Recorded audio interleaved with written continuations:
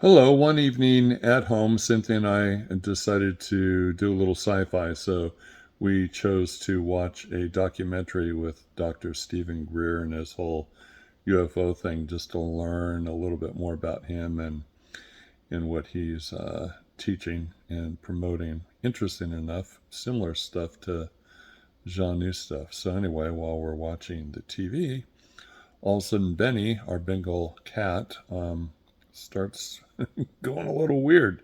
So I'm going to let you watch that video and you'll see what I mean. A thought was sent into me that was very clear.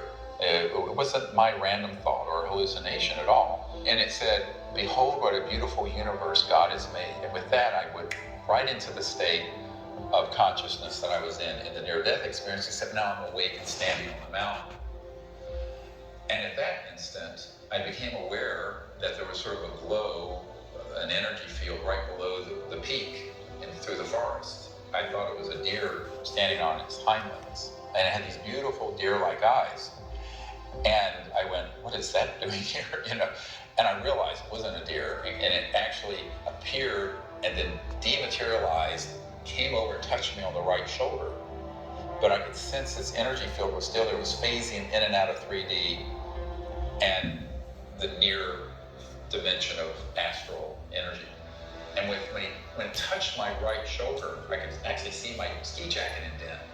And all my hair stood on end. It was like this electromagnetic pulse. And I had long hair, and it was sort of ding. At that instant, I vanished off the mountaintop onto the ship.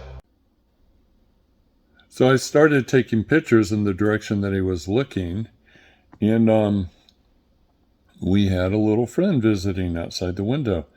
And you'll see with the pictures following, really interesting.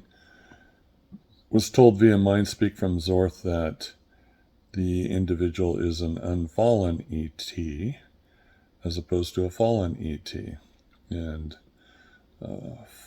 fallen and unfallen is addressed in previous videos, so go watch that stuff.